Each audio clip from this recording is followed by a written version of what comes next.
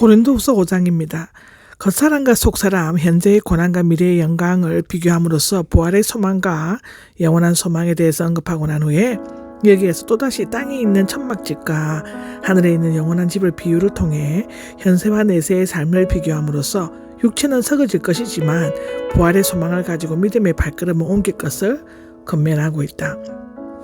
1절에서 10절은 땅에 있는 천막과 하나님께서 마련해 주신 영원한 집이 비교되고 있는데, 여기 1절에 만일이 나오는데 가정법으로 되어 있지만 죽음은 누구든지 겪게 하는 현실적인 직설법이다. 여기 천막집은 사람의 몸을 의미하는데 헬라 철학자들이 흔히 사용하는 비유이기도 하고, 천막집은 첫째는 이동하기에 편한 임시 거처이고, 둘째는 눈으로 볼 수 있고 손으로 지을 수 있는 땅 위에 있고, 셋째는 약해서 찢겨지거나 무너지기가 쉽다는 것인데, 우리의 몸도 이 땅에 살아있을 때에만 설모가 있으며 연약하여 상처를 입거나 병에 걸려 결국에는 죽음을 맞이할 수밖에 없다는 것이다. 이 영원한 집은 하늘나라 나 성전이 아니라 땅에 있는 천막집을 유한하게 일시적인 몸과 대조되고는 재림 때 우리의 낮은 몸이 영광스럽게 변하게 될 몸을 가리키는 것이다. 이 몸은 하나님께 마련하는 건물인데, 하늘에 있는 집 즉 부활의 몸은 손으로 지은 것이 아니라 하나님께서 지으신 것인데, 여기 알고 있습니다는 원문에는 앞에 나와 있고 문장 내용을 강조하고 있고 접속사 왜냐하면이 번역에는 생략되어 있는데, 앞절에 보이지 않는 것을 바라봅니다의 이유를 설명하고 있는 것이다. 여기 신음하고 있습니다인데 탄식하다, 불평하다, 무거운 짐을 지고 신음하다의 뜻이 있고, 감당하기 어려운 상황에서 탄식하고 신음하는 것을 나타낸다. 이 말은 바울이 속히 죽기를 바란 것이 아니라 연약한 육체를 벗어버리고 영원히 썩지 않을 영광스럽고도 신령한 부활의 몸을 덧입히기 바라면서 신음하고 탄식했을 뿐이다. 로마서 8장 18절에서 25절, 데살로니가전서 4장 16절에서 7절에 나온다. 하늘로부터 오는 우리의 겉으로가 나오는데, 하나님께서 마련하신 영원한 집이 옷으로 묘사되고 있는 것인데, 옷 입기는 더 입다의 부정과 부정사로서 입고 있는 옷 위에 다른 옷을 더 입는 것을 나타낸다. 저기에 몸 위에 새로운 몸을 더 입히는 것으로 하늘로부터 오는 우리의 겉가 옷 입혀지며 무거운 짐을 지고 신음하며 탄식하는 자들을 환희와 웃음 속에서 뛰게 될 것이라는 것이다. 누가복음 6장 21절, 고린도전서 15장 51절에서 55절에 기록되어져 있고, 무엇보다도 이 구절은 바울이 죽지 않게 살아서 부활의 몸으로 영광 가운데 들어가기를 간절히 사모하는 것을 표현하고 있는 것이다.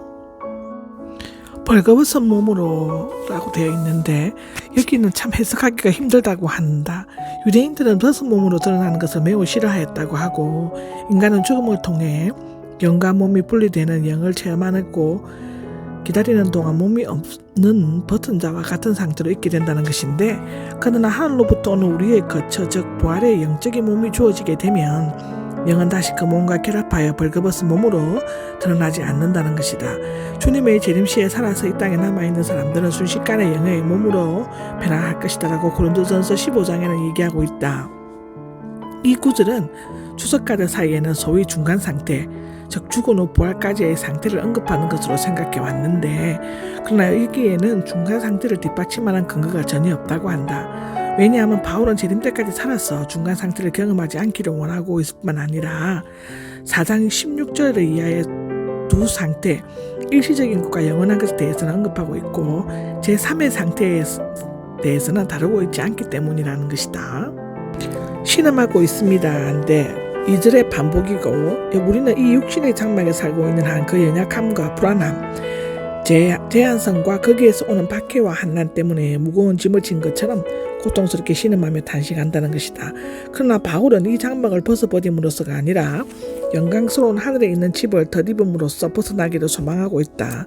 죽을 것이 죽기 전에 생명이 죽은 것을 삼켜버리는 것, 즉 에녹이나 엘리야처럼 우리가 죽어서 벌거벗은 상태에 빠지는 일 없이 그 전에 주 예수께서 오셔서 우리에게 영생의 몸을 주실 것을 바라고 있다. 우리가 장차 입게 될 옷은 그리스도에 의해 오시며 그리스도와 같은 영적인 몸인 것이다. 고린도전서 1장 30절, 로마서 13장 14절, 갈라디아서 3장 27절에는 기록되어져 있다. 우리를 준비시켜 주신 분인데, 원문에는 하나님의 뒤에 놓임으로써 강조하고 있다. 하나님께서는 이 목적, 즉 성도들의 몸이나 죽은 자의 영혼이 죽지 않을 부활의 몸으로 바꾸어지도록 하기 위해 우리를 준비시켜 주시며 구원의 역사를 완성시켜 주신다. 결국 구원의 역사는 하나님의 역사이고 이것은 우리의 노력이나 수양으로 되는 것이 아니라 오직 하나님만이 할 수 있는 일인 것이며 그것을 보증하기 위해 성령을 주셨다. 성령께서는 임재하심과 변화시키는 사역을 통해 하나님의 은혜로우신 구원을 시작하시고 끝마치시며 성도들은 날마다 새롭게 하시고 말할 수 없는 탄식의 기도로 성도들을 도와주시고 그리스도의 구속 사역의 은혜를 성도들의 마음에 적용시켜 그리스도의 부활의 능력을 매일 체험해 주시고 마지막 날에 그리스도의 영광스러운 몸과 같이 변화시켜 주실 것임을 보증하는 역할을 하는 것이다. 6절에서 8절까지는 하늘로부터 오는 거처인 영원한 집, 즉 몸에 대한 보증으로 성령을 주신 결과에 대해서 언급하고 있는데 첫째로는 언제나 마음이 든든하게 되었다이다. 장차 하늘로부터 오는 거처가 되는 영적인 부활의 몸을 입게 된다는 사실을 보증하려고 성령을 주신다는 것은 바울로 하여금 그 어떤 고난이나 죽음까지도 두려워하지 않게 하였고 마음이 든든하여